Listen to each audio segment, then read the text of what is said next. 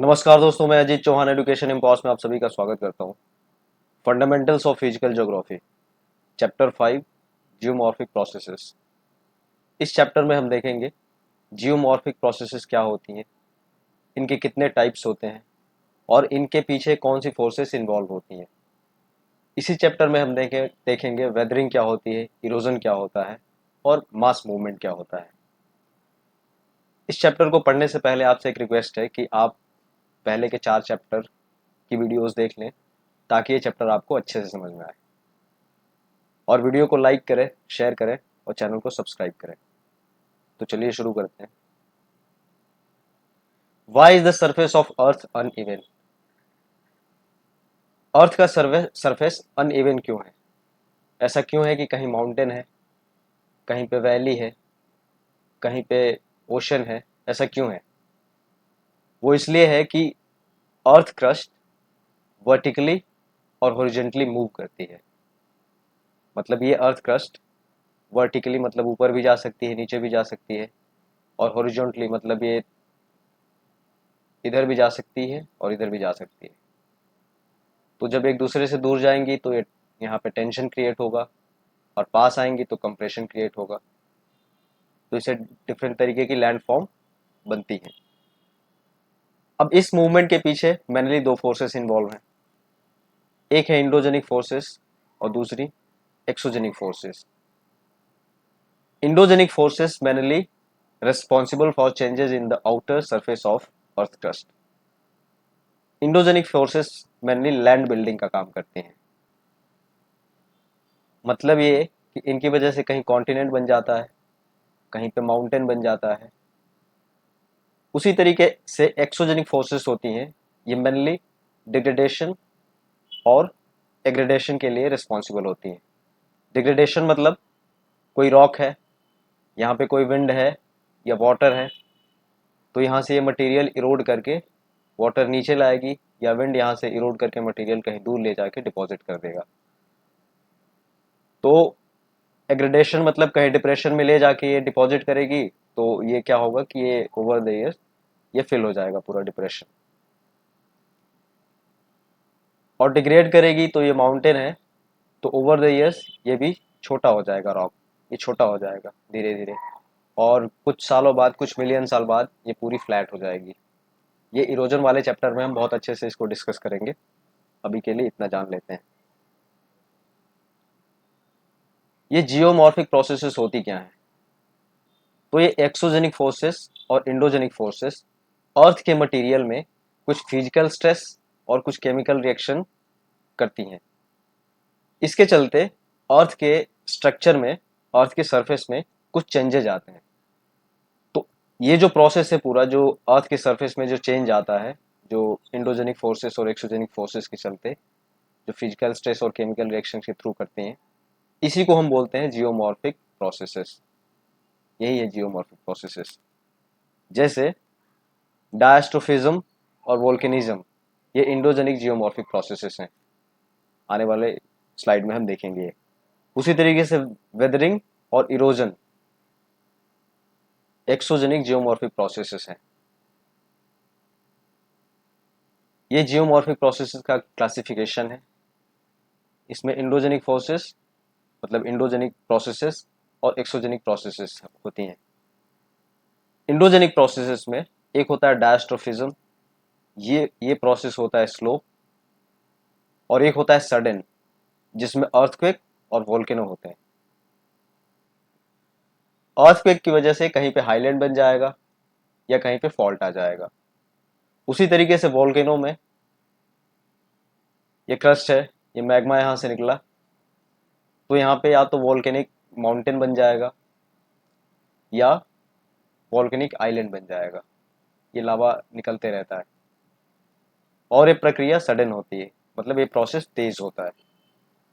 Diastrophism ये slow होता है। इसमें होती है एपिरोजेनिक प्रोसेस और ओरोजेनिक प्रोसेस।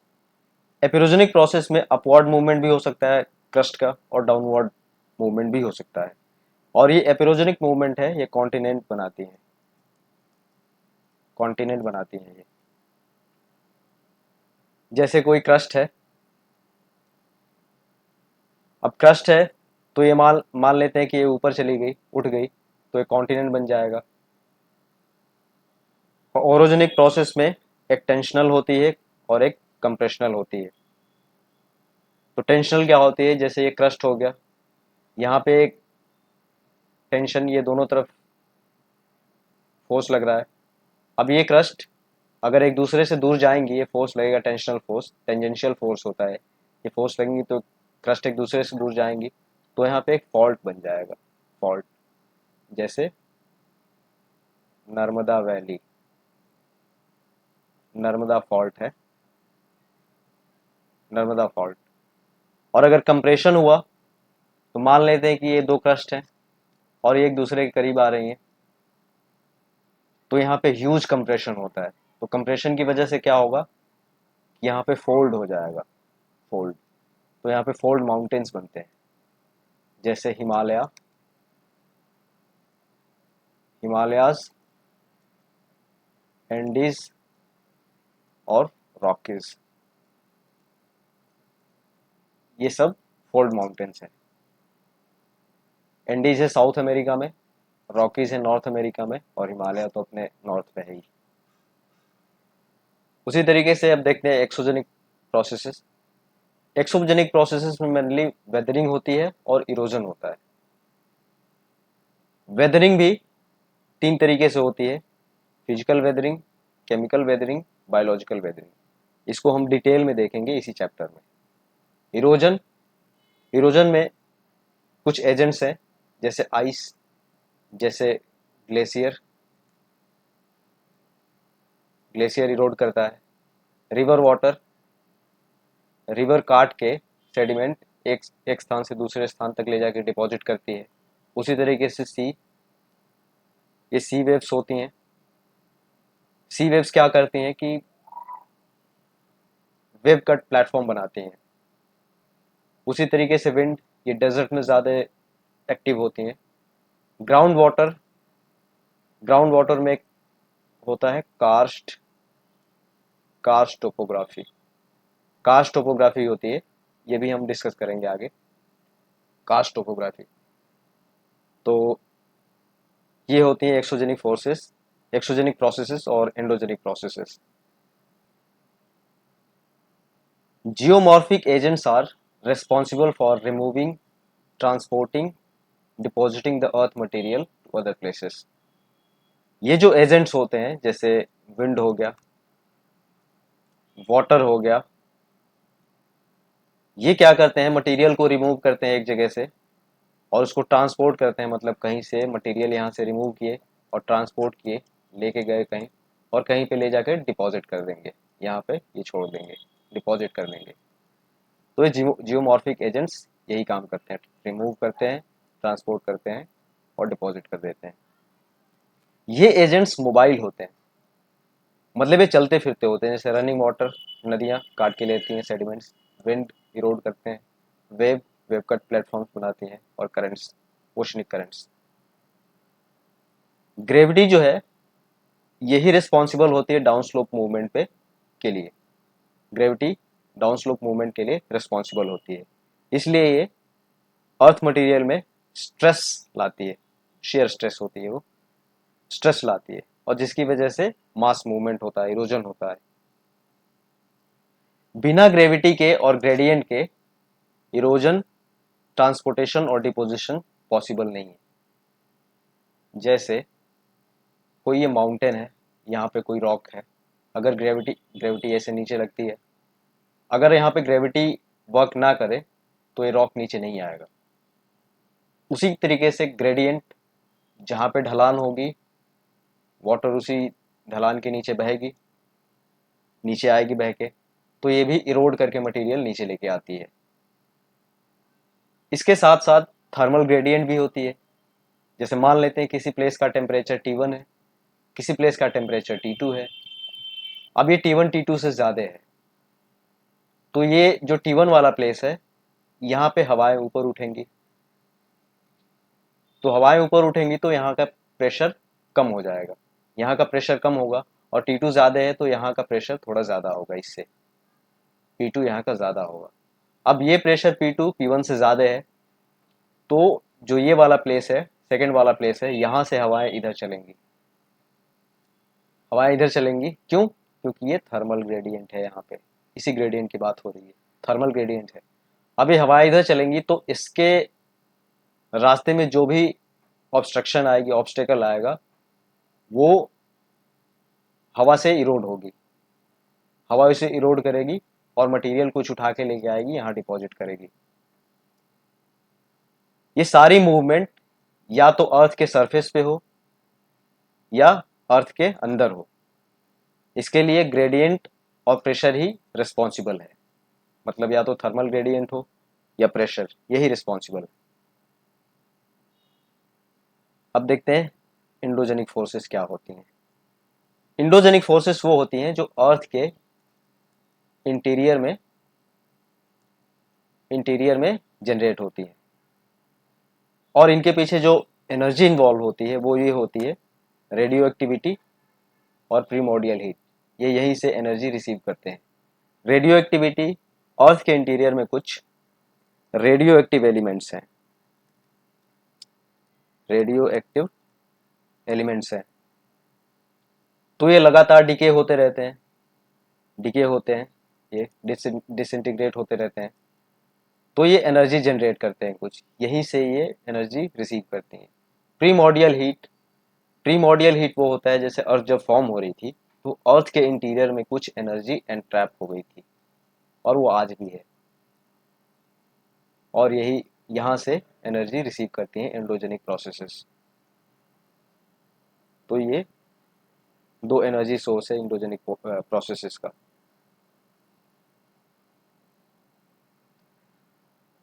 अब ये जो जियोथर्मल ग्रेडियंट की वजह से जो एनर्जी है, यही रिस्पॉन्सिबल है डायस्ट्रोफिज्म और वोल्केनिज्म के लिए।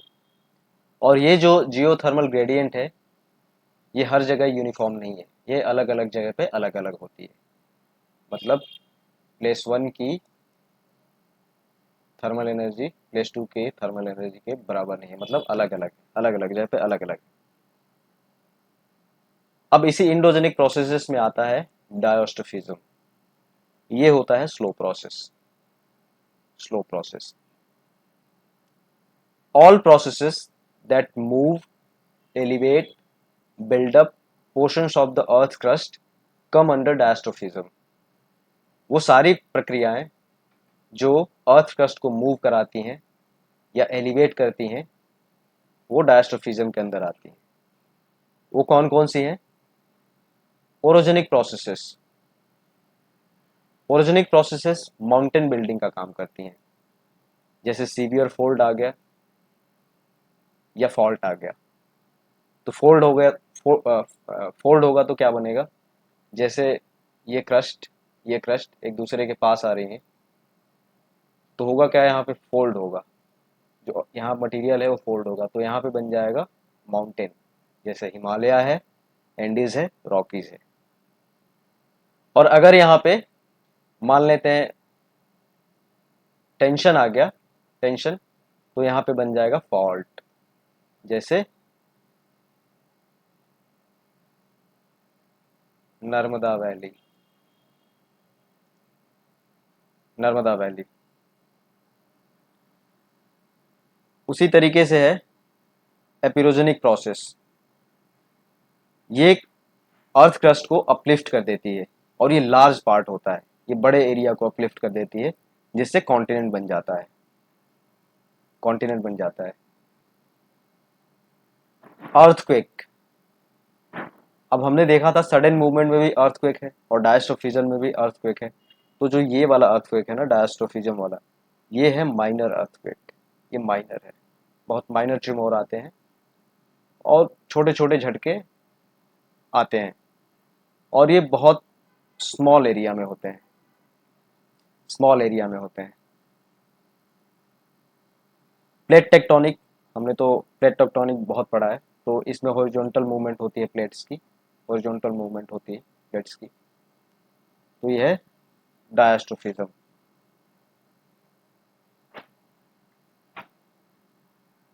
ये जो सारी प्रोसेसेस हैं, ये चेंज लाती हैं अर्थ की क्रस्ट में, प्रेशर में, टेम्परेचर में, और वॉल्यूम में, प्रेशर, टेम्परेचर और वॉल्यूम में।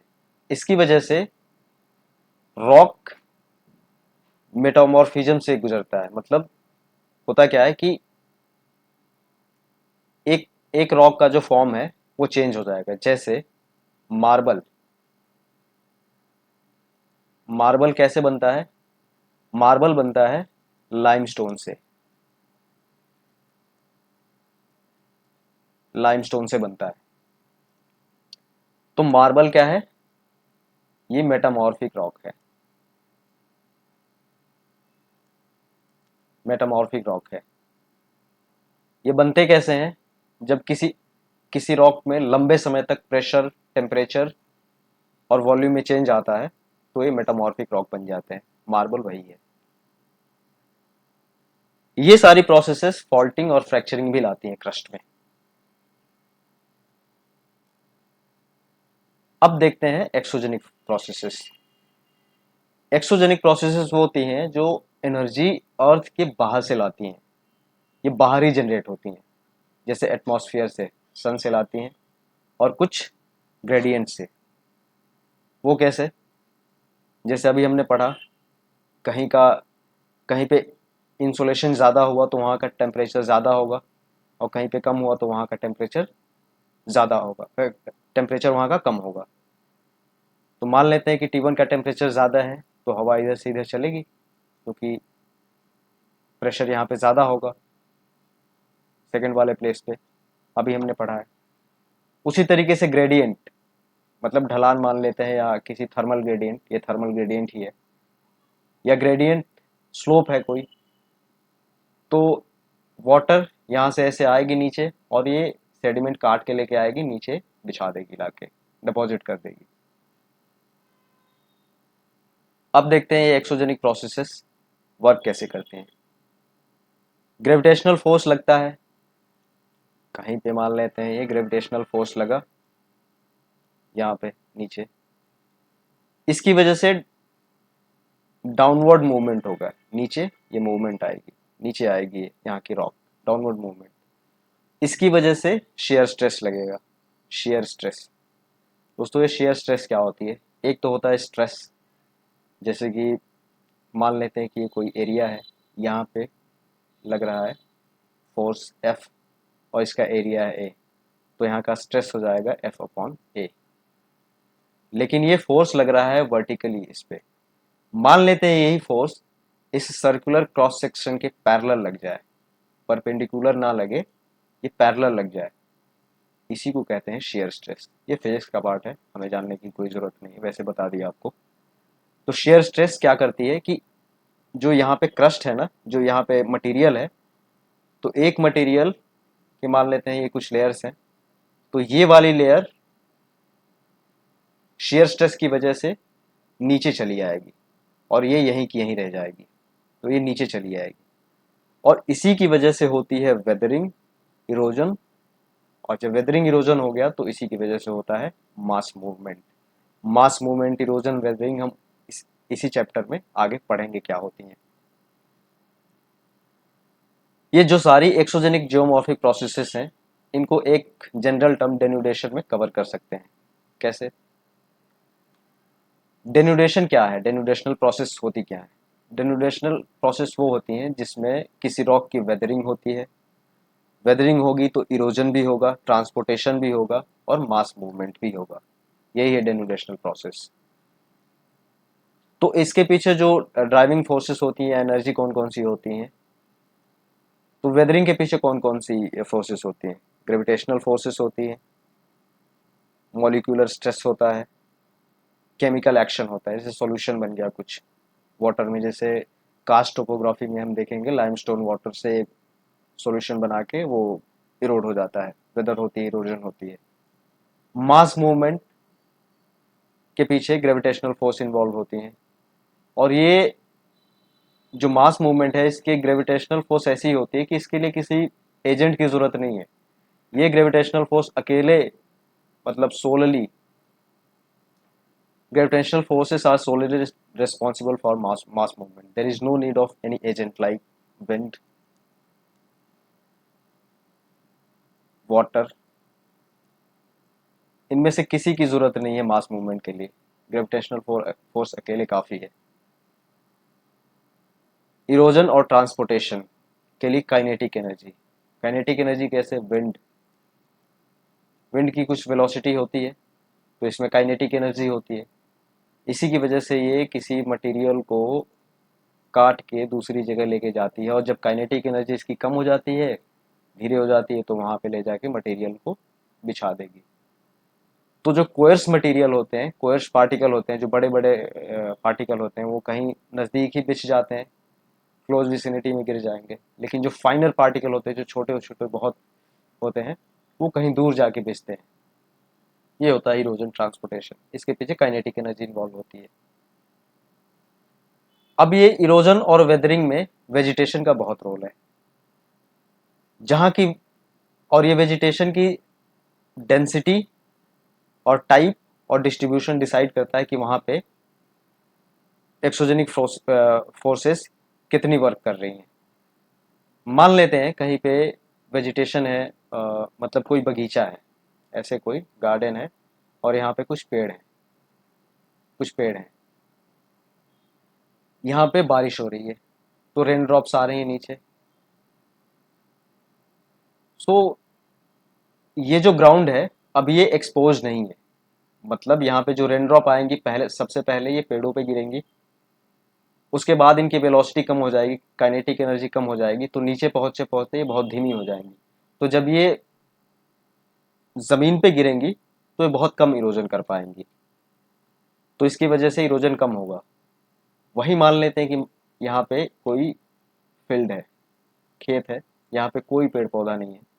अब ये जो रेन ड्रॉप आएंगी, ये सीधे इस पे गिरेंगी और पूरी काइनेटिक एनर्जी के साथ इसको हिट करेंगे, तो यहाँ पे होगा कुछ शीट इरोजन होता है।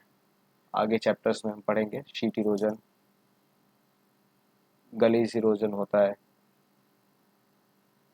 तो वेजिटेशन का बहुत बड़ा रोल होता है, और ये वेजिटेशन ऑफ कोर्स टेम्परेचर और प्रेसिपिटेशन पे डिपेंड करता है। Exogenic processes, locality, wind velocity, direction, amount of precipitation मतलब कितनी बारिश होगी, ये दिशा, डायरेक्शन दिशा की बात हो रही है। प्रेसिपिटेशन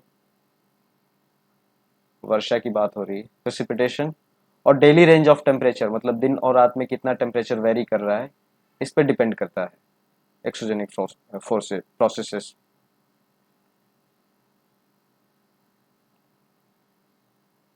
तो दोस्तों आज का लेक्चर यहीं तक, और आगे इसी चैप्टर में आगे वाली स्लाइड्स में हम देखेंगे कि वेदरिंग क्या होती है, मास मूवमेंट क्या होता है, इरोजन क्या होता है।